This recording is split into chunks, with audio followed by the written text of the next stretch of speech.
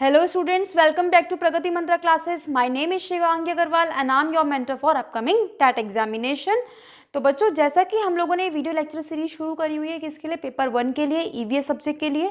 तो इस टॉपिक में हमने अभी तक क्या क्या कवर कर लिया। इस टॉपिक में हमने पढ़ लिया फूड के बारे में पढ़ लिया, हमने इंट्रोडक्शन देख लिया था, उसमें क्या क्या था, हमने फैमिली के बारे में देख लिया। तो let's move on to third topic. तो वो हमारा थर्ड टॉपिक क्या है, आप लोगों ने सुना होगा कि हमारी कुछ बेसिक नीड्स होती हैं, और बेसिक नीड्स में आपने मेनली 3 चीज़ों का नाम सुना होगा। किस किस का? रोटी, कपड़ा और मकान। तो अभी हमने रोटी के बारे में, फूड के बारे में तो देख लिया। अब हम देखते हैं मकान के बारे में, यानी कि शेल्टर्स के बारे में, जो कि थर्ड टॉपिक है हमारा, जिसका हिंदी में हम क्या बोलते हैं, आवास। तो बच्चों, आवास हमारे लिए किस तरीके से काम करता है, शेल्टर हमारे लिए क्यों ज़रूरी है, या हम लोग अगर अपने लिए शेल्टर बनाते हैं, घर बनाते हैं, तो इसकी शुरुआत कैसे हुई।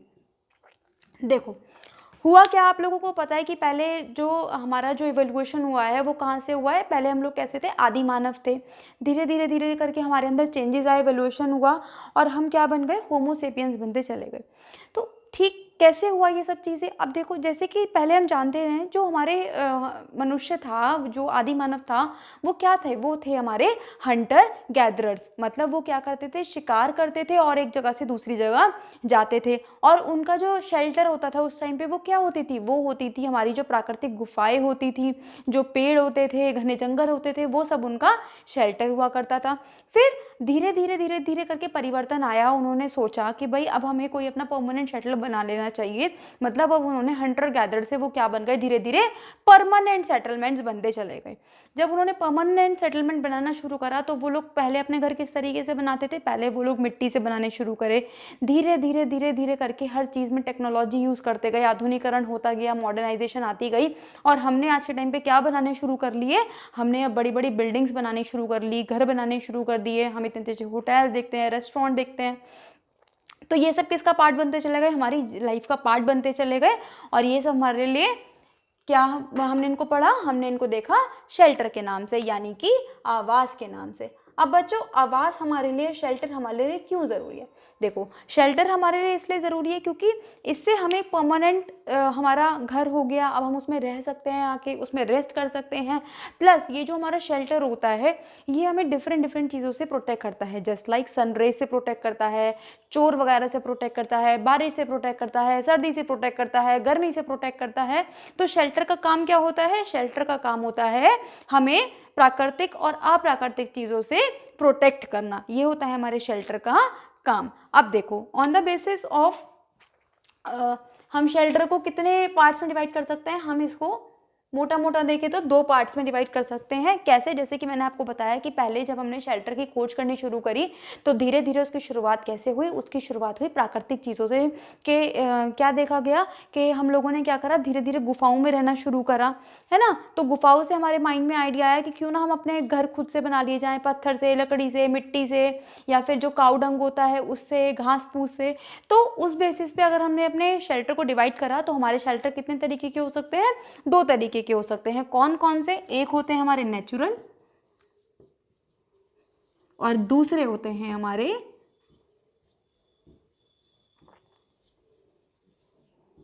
Man made. ठीक है। अब ये जो नेचुरल हाउसेस होते थे, इनको हम क्या बोलते हैं हिंदी में, इनको हम बोलते हैं प्राकृतिक, और इनको हम बोलते हैं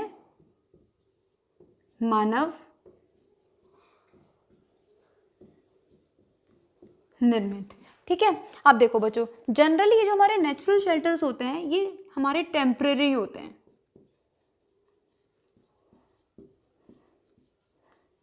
टेम्परेरी माने अस्थाई,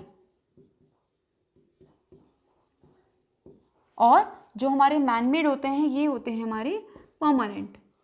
यानी कि वो घर जो अपने लिए हम खुद बनाते हैं, उसे छोड़ के थोड़ी ना जाते हम, कभी नहीं जाते हम उसे छोड़ के।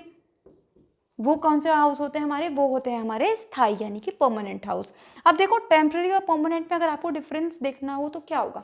परमानेंट हाउस वो हाउस होते हैं, या परमानेंट शेल्टर्स वो शेल्टर्स होते हैं जिसमें हम लोग एक काफ़ी लंबे समय तक रहते हैं, ठीक है। जैसे कि एक जहाँ पे आप लोग अभी रह रहे होंगे वो किसके नाम होगा, आपके पापा या दादाजी के नाम होगा, फिर उनके ग्रैंड दादाजी के नाम होगा, उनके पेरेंट्स के नाम होगा।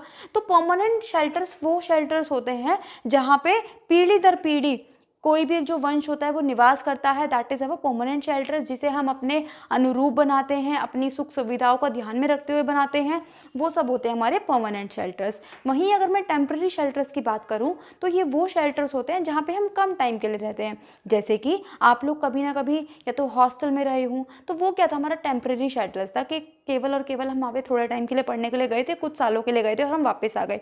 या फिर जैसे आपने देखा होगा जो बच्चे बाहर कोचिंग सेंटर्स के लिए जाते हैं या बाहर पढ़ाई करने जाते हैं, वो हॉस्टल्स में रहते हैं, पीजी में रहते हैं, वो सब किसका पार्ट होता है, टेम्परेरी। या मान लो जब आप टीचर बन जाओगे और आपकी कहीं दूर किसी गांव देहात वाले एरिया में जॉब लग जाएगी, तो आप वहाँ पे क्या करोगे, आप वहाँ पे कोई रेंट पे आप कमरा लोगे, तो वो सब क्या है, आपके टेम्परेरी शेल्टर, क्योंकि एक ना एक दिन आप चाहोगे कि आपका भी होम टाउन में ट्रांसफर हो जाए और आप फिर से अपने घर आके रहने लगो। तो ये सब चीज़ें हमारी किस में आती हैं, टेम्परेरी शेल्टर्स में आती हैं। अब हम देखते हैं कुछ जंतु, कुछ जानवर, ठीक है, और उनका आश्रय स्थल। मतलब हम देखते हैं कि हम कुछ जानवरों के बारे में बात करेंगे और ये देखेंगे कि जो उनका आश्रय स्थान होता है, यानी कि जो उनका शेल्टर होता है वो किस तरीके का होता है। तो उस बेसिस पे हमने अपने 4 पार्ट्स में इनको हमने डिवाइड करा। कैसे, पहले हमने डिवाइड करा टेरेस्ट्रियल यानी कि स्थलीय। अब देखो नाम से ही आपको समझ में आ रहा है, टेरेस्ट्रियल। टेरेस्ट्रियल पे कौन से प्राणी रहते हैं, जो मनुष्य के साथ बहुत सारे, हम अपने आसपास जितने भी लैंड पे एनिमल्स देखते हैं वो सारे के सारे हमारे टेरेस्ट्रियल होते हैं, यानी कि जो हार्ड सरफेस पे, लैंड की सरफेस पे रहते हैं, वो सब किस में आते हैं, वो सब आते हैं हमारे टेरेस्ट्रियल एनिमल्स में। इसमें कौन कौन हो सकता है, जस्ट लाइक डॉग, कैट, जितने भी अपने आसपास देखते हो लैंड पे अपने साथ, वो सब हमारे टेरेस्ट्रियल में आते हैं। एलिफेंट, लॉयन, अभी जंगली भी हो सकते हैं और डोमेस्टिक यानी कि पालतू भी हो सकते हैं। तो ये सब कौन से हमारे टेरेस्ट्रियल। नेक्स्ट अगर मैं बात करूं सेकंड नंबर, तो है हमारे एरियल यानी कि हवाई। गाना सुना होगा ना आप लोगों ने वो वाला, कहते हैं मुझको हवा भाई, दैट्स लाइक, वही है ये हवाई, ठीक है। तो हवाई यानी कि जो हवा में रहते हैं। ऐसे कौन से होते हैं हमारे, मंकी, या आपने देखे होंगे लंगूर वगैरह जो कि पेड़ों पे रहते हैं, तो वो सब किस में आते हैं, हमारे एरियल एनिमल्स में आते हैं। या जितनी भी हमारी बर्ड्स होती हैं वो सब भी एरियल में आती हैं, क्योंकि वो सब कहाँ रहती है, अपना ज़्यादातर टाइम कहाँ स्पेंड करती हैं, वो हवा में स्पेंड करती हैं। अब देखो बच्चों, एरियल का मतलब या हवाई का मतलब ये नहीं है कि वो अपना सारा का सारा टाइम हवा में ही रहेंगी, नहीं, सोने के लिए तो वो पेड़ पे आते ही हैं ना। हवाई का मतलब यहाँ पे यह है कि हम अपना मैक्सिमम पार्ट कहाँ पे स्पेंड करते हैं, दैट इज इस पे चीज़ पे डिपेंड करता है। इस बेसिस पे हम इनके हैबिटेट का, इनके आश्रय का नाम बताते हैं। थर्ड देखते हैं अब हम, थर्ड होते हैं हमारे अंडरग्राउंड यानी कि भूमिगत। अंडरग्राउंड, ग्राउंड का मतलब जमीन, अंडर का मतलब नीचे, यानी कि ऐसे जानवर, ऐसे जंतु जो कि जमीन के नीचे रहते हैं। तो आपने देखा होगा खेत वगैरह में स्पेशली देखा होगा, जितने भी हमारे इंसेक्ट्स होते हैं, चूहे होते हैं, रोडेंट्स वगैरह होते हैं, या आप लोगों ने स्पेशली रेलवे स्टेशन, जो हमारे बहुत पुराने रेलवे स्टेशन है, स्पेशली दिल्ली वगैरह रेलवे स्टेशन की बात करूँ मैं, ऐसे बहुत सारे स्टेशन है, आपने देखा होगा प्लेटफॉर्म पे ना इतने सारे, इतने मोटे मोटे चूहे, जिन्हें हम इंग्लिश में क्या बोलते हैं, रोडेंट्स, ठीक है, वो सब आपको मिलेंगे। रैबिट वगैरह होता है, ये सब आपको अंडरग्राउंड देखने को मिलेंगे। तो इसके एग्जाम्पल लिखेंगे, रैबिट, माइस और इंसेक्ट्स जैसे अर्थवॉर्म वगैरह होती है, वो सब हमारे अंडरग्राउंड है, क्योंकि वो जमीन के नीचे रहते हैं। फोर्थ हम लेके चलते हैं अब इसमें एक्वेटिक। देखो अब हमने जमीन पे बात कर ली, हमने हवा में बात कर ली, जमीन के नीचे भी बात कर ली, लास्ट हमारे कौन से बचते हैं इसमें, एक्वेटिक। तो जलीय, तो जली में आप लोगों को पता है कौन कौन से रहते हैं हमारे, जैसे कि हमारी सारी फिशेस, मेनली क्रोकोडाइल। क्रोकोडाइल वैसे उभयचर होता है, एम्फीबियन होता है, ये अपना काम क्या कहते हैं, ये बहुत सारा टाइम अपना लैंड पे भी और काफ़ी सारा टाइम पानी में भी रह सकता है। ये उभयचर होते हैं, मतलब ये टेरेस्ट्रियल पे और एक्वेटिक में यानी कि पानी पे दोनों में रह सकते हैं। ठीक है बच्चों, तो ये थे हमारे कुछ जानवर और उनके आश्रय स्थल। अब हम बात करते हैं नेक्स्ट टॉपिक की तरफ चलते हैं, शेल्टर में बर्ड्स एंड देयर शेल्टर। मतलब जैसे अभी बच्चों हमने बहुत सारे जो जानवर थे, हमारे जंतु थे, उनके शेल्टर के बारे में देखा, ऐसे ही हम अब बहुत सारी कुछ हमारी स्पेशल बर्ड्स हैं, अब हम उनके बारे में देखते हैं कि ये अपना घोंसला, अपना शेल्टर किस तरीके से बनाती हैं। आप लोगों ने देखा भी होगा, जैसे जो कौवे वगैरह होते हैं, किसी न किसी ने कभी ना कभी आपके आसपास ज़रूर घोंसले आपने देखे होंगे। तो ये जो अलग अलग बर्ड्स होती हैं, इनमें भगवान ने प्राकृतिक कुछ ऐसी चीज़ें दी, इन ठीक है, इन्होंने कुछ अपना नेचर ऐसा बनाया कि ये अपने लिए अलग अलग तरीके से क्या बनाती है, अपने अपने शेल्टर बनाती हैं। जैसे मनुष्य अपने लिए शेल्टर बनाते हैं, ह्यूमन बींग्स अपने लिए अलग अलग तरीके के शेल्टर बनाते हैं, ऐसे ये बर्ड्स भी अपने लिए अलग अलग तरीके के शेल्टर्स बनाती हैं। तो देखते हैं कि कौन सी बर्ड किस तरीके से अपना शेल्टर बनाती हैं, इनमें क्या खास बात है।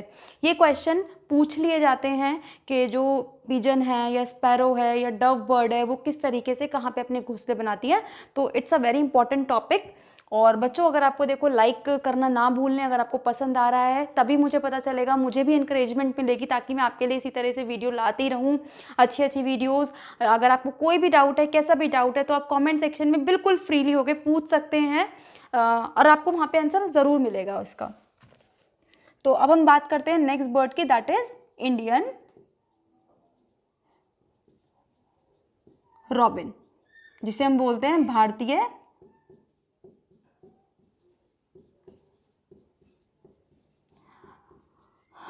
रॉबिन।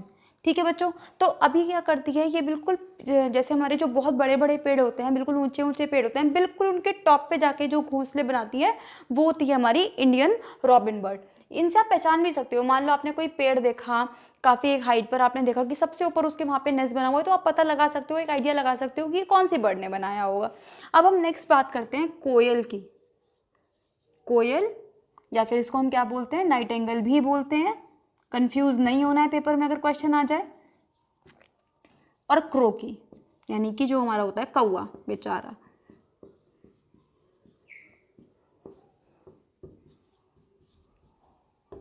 ये वही कौवा है बच्चों, आपने पीके मूवी सब लोगों ने देखी होगी। आमिर खान उसमें ये एक लाइन बोलता है ना कि वो कौवा देखो जो बाहर बैठा हुआ है, अगर ये टाई बेल्ट लगा लेगा तो ये अजीब लगेगा। तो ये वही कौवा है जिसके बारे में बात कर रहे हैं। तो अब ये बेचारा कौवा, ये फिर से वही बेचारा बना हुआ है। अभी जो कोयल है बेचारी, इसको मीठी मीठी बातों में फंसा लेती है और क्या करती है, इसके ही घोंसले में अपने अंडे दे देती है। वो अपना घोंसला खुद से प्रिपेयर नहीं करती, और ये बेचारा कौवा उसकी मीठी मीठी आवाज़ सुन के उसकी बातों में आ जाता है, और बेचारा अपने साथ साथ उसके लिए भी शेल्टर प्रोवाइड करवाता है और उसके अंडे भी सेता है।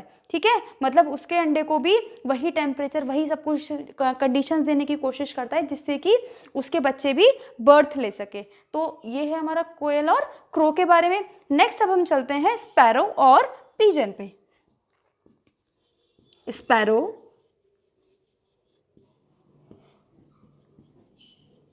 एंड पिजन, हिंदी में इनको बोलते हैं गौरैया और कबूतर। बच्चों देखो, स्पैरो अभी ना हमें देख धीरे धीरे धीरे धीरे बर्ड खत्म होती जा रही है। क्यों? क्योंकि देखो हम लोगों ने अपने आसपास के पेड़ों को खत्म कर दिया है, हम सब कुछ अर्बनाइज करते जा रहे हैं, मॉडर्नाइज करते जा रहे हैं, जिसकी वजह से पेड़ हम जानते हैं दिन पे दिन खत्म हो रहे हैं। आपने पहले टाइम में अगर आप कभी गांव वगैरह में गए हो, या आप जब छोटे होंगे, तो आपने सुबह सुबह मॉर्निंग में ना एक बहुत प्यारी सी चिड़िया की आवाज़ सुनी होगी। जो आप वो आवाज़ सुनते थे ना, ये वही बर्ड है स्पैरो, जिसको हम क्या बोलते हैं, गौरैया। लेकिन अब दिन पे दिन इनकी जो जनसंख्या है बहुत तेज़ी से कम होती जा रही है। क्यों? क्योंकि हमने सारे पेड़ों को काट दिया है।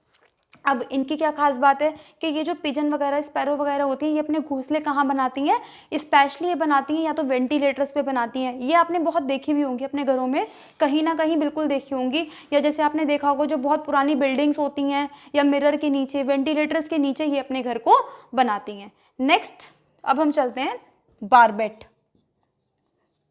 जिसको बोलते हैं हम ठठेरा। आपने देखा होगा पुरानी मूवीज़ में, स्पेशली जो हमारी हॉलीवुड मूवीज़ होती हैं हॉरर टाइप्स में, उसमें आपने ज़रूर देखा होगा कि जो बड़े बड़े हमारे तने होते हैं, वो काफ़ी पुराने पेड़ जो होते हैं, उसमें बीच में क्या होता है, एक हॉलो सी जगह बना लेती है एक बर्ड इस तरीके से, और इसमें अपना घर बना लेती है, इसमें अपना शेल्टर बना लेती है।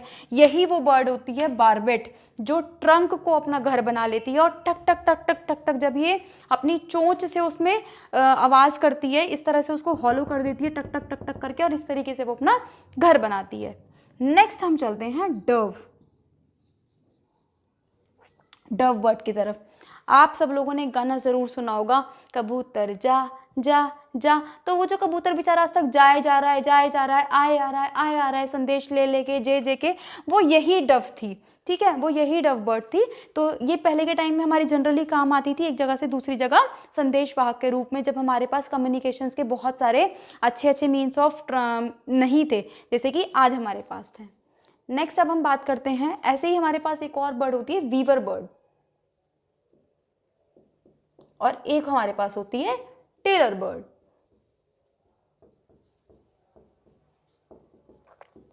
अब देखो, टेलर के नाम से ही आपको समझ में आ रहा होगा कि ये क्या काम करती होगी, सिलाई कढ़ाई से, बुनाई से रिलेटेड कुछ करती होगी। तो ये क्या करती है बच्चों, ये ना पत्तों को स्टिच कर करके आपस में सिल के अपना घोंसला तैयार करती है, इसलिए हमने इसको क्या बोला, टेलर बर्ड बोला, यानी कि दर्जन चिड़िया। वीवर को बच्चों वीवर ही बोलते हैं। अब ये क्या करती है, ये अपने चोंच से अपने घोंसले को बुन बुन के बनाती है, इसलिए हमने इसको क्या बोला, वीवर बर्ड बोला। तो ये बच्चों हमारी कुछ तरह की बर्ड्स थी, और हमने उनके शेल्टर्स के बारे में देखा कि ये किस तरीके से अपने शेल्टर को बनाती हैं। अभी तक हमने क्या देख लिया, हमने एनिमल्स के शेल्टर के बारे में देख लिया, हमने बर्ड्स के शेल्टर के बारे में देख लिया। अब हम चलते हैं सबसे इंपॉर्टेंट शेल्टर की तरफ, दैट इज जो लोग जिन घरों में हम रहते हैं, यानी कि ह्यूमन शेल्टर की तरफ चलते हैं। तो let's move on to our shelter, that is human shelter. बच्चों, अगर आपको सेशन पसंद आ रहा है तो आप लाइक करने में बिल्कुल भी कंजूसी नहीं करोगे।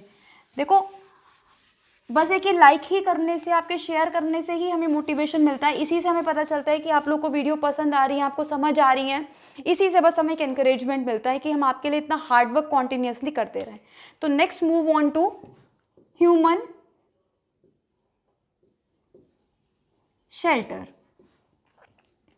तो अब जो हमारे ह्यूमन शेल्टर होते हैं, आपने अभी जब गांव वगैरह में कभी गए हों, ठीक है, तो जो हमारे ह्यूमन शेल्टर होते हैं वो कितनी तरीके के हो सकते हैं, 2 तरीके के मेनली। एक हमारे होते थे कच्चे घर, और एक हमारे होते हैं पक्के घर, यानी कि पक्का हाउस। ये दोनों आपने बहुत आसानी से, बहुत आराम से अपने आसपास देखे होंगे। अगर आप किसी गांव देहात के एरिया में गए हो, या फिर कभी आपने राजस्थान की साइड में गए हो, जैसे भी रीट का पेपर आ रहा है, बहुत सारे बच्चे राजस्थान जाएंगे रीट का पेपर देने के लिए, तो आपको ये घर बहुत आराम से वहाँ देखने को मिल जाएंगे। ठीक है, अब हमारे ऐसे कौन कौन से फैक्टर्स होते हैं जिसकी वजह से हमें कच्चे घर या फिर पक्के घर को बनाने के लिए बनाना पड़ता है या हम बनाते हैं। तो अब हम देखते हैं उन फैक्टर्स के बारे में कि जो हमें हमारे घर को बनाने के लिए, कि हमारा घर किस तरीके का होना चाहिए, वो चीज़ हम डिसाइड करते हैं। तो हम देखते हैं फैक्टर्स ऑफ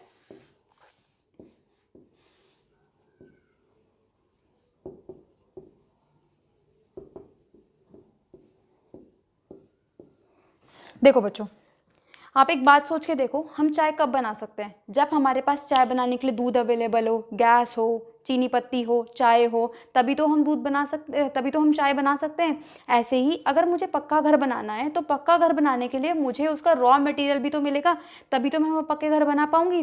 प्लस मैं पक्का घर अपना इस बेसिस पे बनाऊंगी कि मुझे वहाँ पे कितने लोगों को रहना है, किस तरीके से रहना है, हमें बड़े कमरे पसंद है, हमें छोटे कमरे पसंद है, हमें अपने घर के आसपास गार्डन पसंद है, उसी तरीके से मैं अपना घर बनाऊंगी। तो इसी तरीके से जो हमारे घर को बनाने के फैक्टर्स होते हैं वो क्या क्या हो सकते हैं, उसमें पहला फैक्टर आता है हमारा location and geography of area.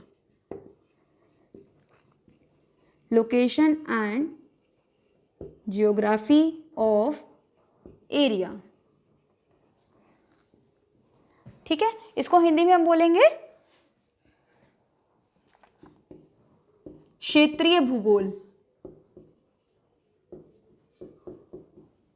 अभी आपको सब समझ में आ जाएगा कि ये फैक्टर हमारे किस तरीके से काम करता है। जब हम अभी वीडियो में आगे बढ़ेंगे तो अभी वीडियो में बने रहिए और लास्ट तक इसको देखिए कि किस किस तरीके से हमारे ये शेल्टर्स डिसाइड होते हैं। नेक्स्ट होती है हमारी एनवायरमेंटल कंडीशन, यानी कि पर्यावरणीय अवस्थाएं।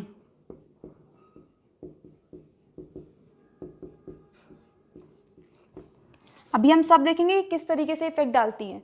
और लास्ट है हमारा अवेलेबिलिटी ऑफ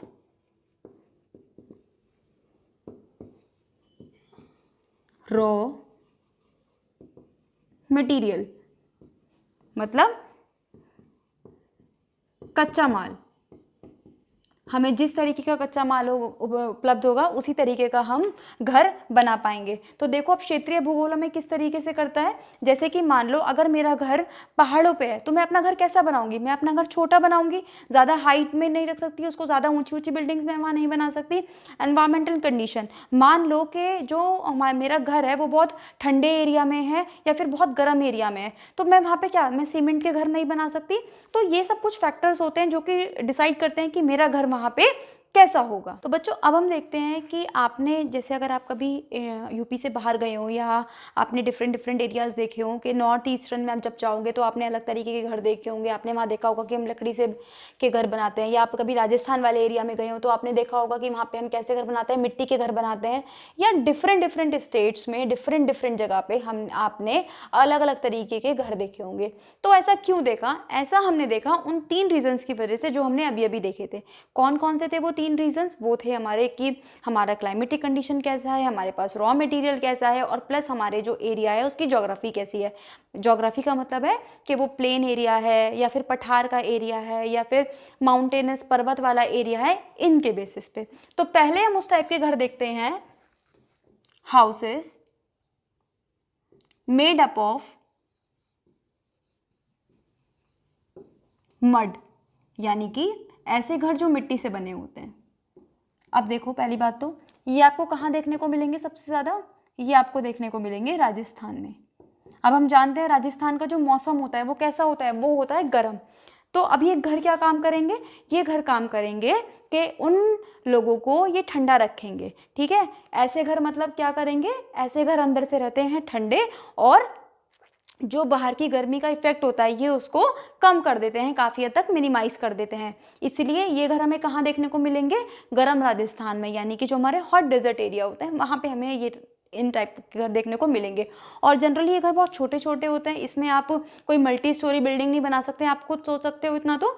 और केवल ग्राउंड फ्लोर होता है इसमें।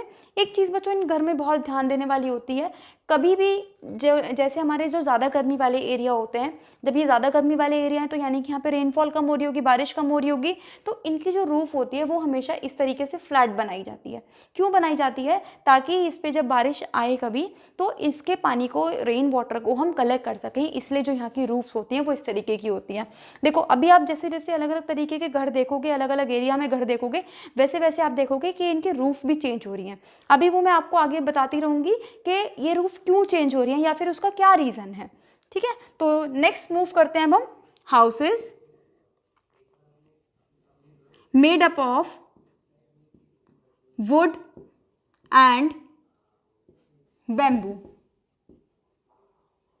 अब देखो बच्चों, अगर मुझे वुड से और बैम्बू से घर बनाने हैं, ठीक है, तो मेरे पास ये होने भी तो चाहिए बहुत ज़्यादा मात्रा में, तभी तो मैं इनसे घर बनाऊंगी। ऐसा तो नहीं है ना कि मैं बाहर के देशों से वुड और बैम्बू मंगवा रही हूँ और तब घर बनाऊंगी, नहीं, उसका तो कोई पॉइंट ही नहीं बनता। तो हम इसलिए जो हमने लास्ट पॉइंट डिस्कस करा था वो क्या डिस्कस करा था कि जो हमारे घर होते हैं वो किस बेसिस पे होते हैं कि वहाँ पे मुझे रॉ मटेरियल कैसा अवेलेबल है। तो जहाँ पे मुझे रॉ मटेरियल के रूप में वुड मिलेगा और बैम्बू मिलेगा, वहाँ मैं कैसे घर बनाऊंगी? वुड और बैम्बू के घर बनाऊंगी। अब आपसे मेरा लोगों से एक क्वेश्चन है, आपको मुझे बताना है कि बैम्बू को हम प्लांट्स की किस कैटेगरी में रखते हैं। मतलब जैसे आप लोगों ने देखा होगा हर्ब्स होते हैं, शर्ब्स होती हैं, ग्रास होती हैं, ठीक है, वनस्पतियाँ होती हैं, तो बैम्बू को उसमें से हम किस कैटेगरी में रखते हैं। ठीक है, चलो इसका आंसर आपने मुझे कमेंट सेक्शन में देना बच्चों इस लेक्चर के। ठीक है, अगर फिर बाकी हम इसको नेक्स्ट वीडियो में डिस्कस करते हैं। अब हम बात करते हैं बैम्बू की।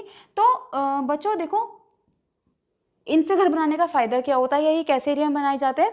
ये ऐसे एरिया में बनाए जाते हैं जहाँ पे रेनफॉल बहुत ज़्यादा होती है, जहाँ पे बारिश बहुत ज़्यादा होती है। क्यों बनाए जाते हैं? क्योंकि देखो किस तरीके से हम ये 4 बांस लगा दिए हमने और अपना घर इन पे खड़ा कर दिया, ठीक है, इस तरीके से। सॉरी मेरी ड्राइंग बहुत ही गंदी है, ठीक है, लेकिन फिर भी आप लोगों को समझ में तो आ ही रहा होगा। ठीक है, अब मान लो बारिश आई और वो निकल गई।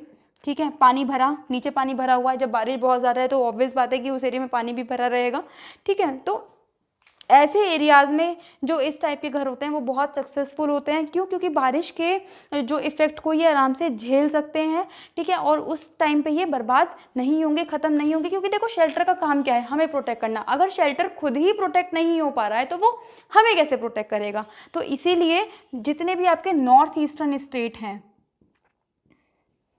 जितने भी आपके नॉर्थ ईस्टर्न स्टेट हैं, यानी कि उत्तर पूर्वी जो राज्य हैं, वहाँ पे आपको ऐसे घर देखने को मिलेंगे। और बच्चों एक चीज़ और ध्यान रखना कि बैम्बू आपको सबसे ज़्यादा देखने को मिलता है असम में।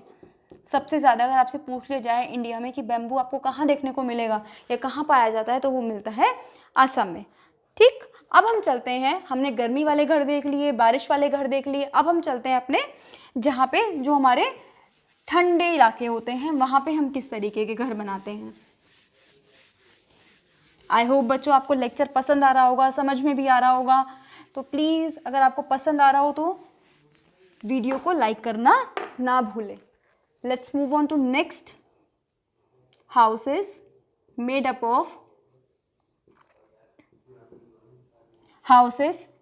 Of stone.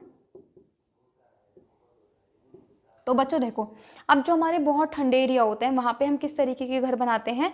वहाँ पे हम अपने घर बनाते हैं पत्थरों से। ठीक है, जनरली ये वाले जो हमारे घर होते हैं इसमें एक फ्लोर तक हम बना सकते हैं, मतलब नीचे हमारा ग्राउंड फ्लोर होगा और ऊपर एक और फ्लोर होगा।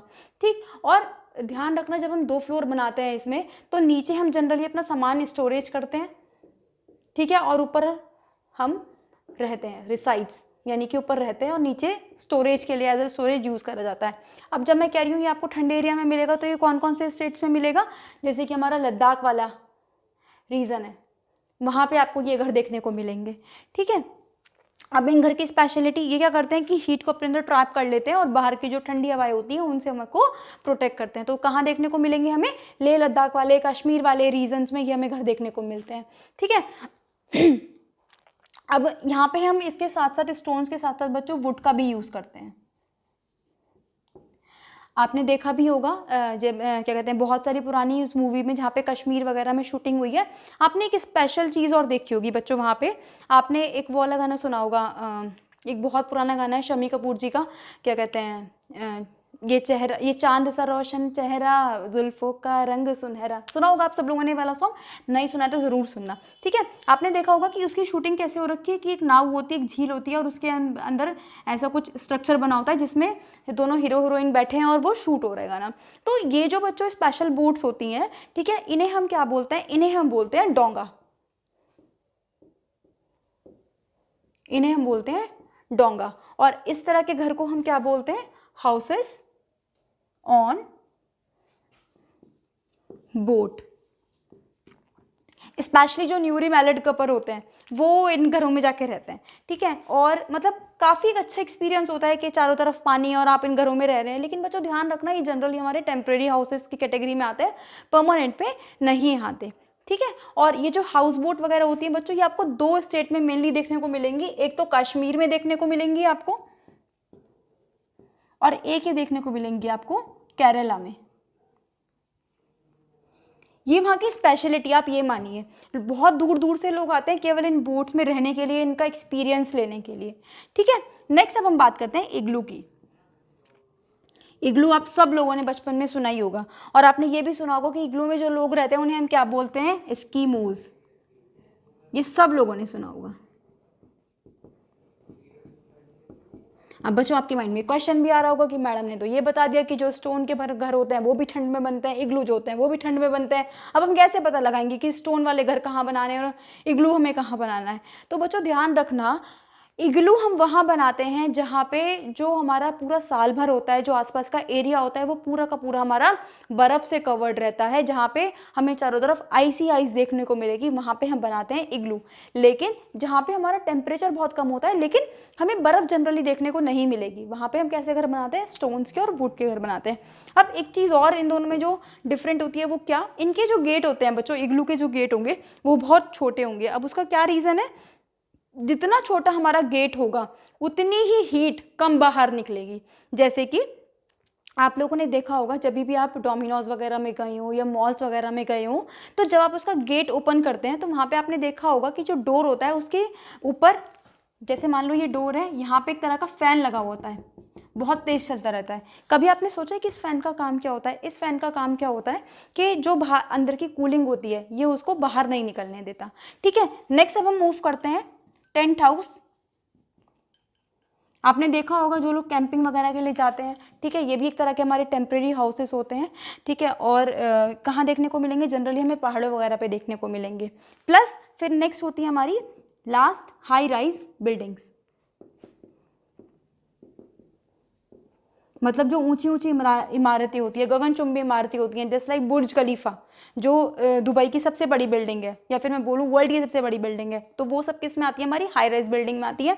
बच्चों इनकी स्पेशलिटी क्या? इनकी स्पेशलिटी ये कि एक टाइम में बहुत सारे लोगों को अपने साथ रख सकती हैं ये, प्लस ये हमेशा हमारे मैदानी क्षेत्र में, प्लेन एरिया में बनाई जा सकती है, माउंटेन्स वगैरह में नहीं बनाई जा सकती। तो बच्चों यहाँ पे आपका पूरा शेल्टर कवर अप हो जाता है। लेकिन फिर भी आपको लगता है कि कुछ चीज़ छूट गई है या रह गई है, तो आप कॉमेंट सेक्शन में उसके लिए कॉमेंट करके हमसे पूछ सकते हैं। अगर आपको फिर भी कोई डाउट है किसी भी चीज़ को लेके, छोटे से छोटा बड़े से बड़ा, तो आप उसके बारे में पूछ सकते हैं।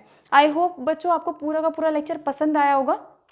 पसंद आया तो प्लीज़ उसको लाइक करना ना भूलें, चैनल को सब्सक्राइब करना ना भूलें और बेल आइकन को प्रेस करना ना भूलें। अपने फ्रेंड्स के साथ शेयर भी कर दीजिए जल्दी जल्दी से, ताकि सब लोग इसका बेनिफिट ले सकें पूरी तरीके से। और टेलीग्राम लिंक पे जाके उसको ज्वाइन करिए ताकि आपको सारे मॉक टेस्ट, PDF वगैरह सब कुछ वहाँ पे अवेलेबल हो सके। तो all the best students and thank you.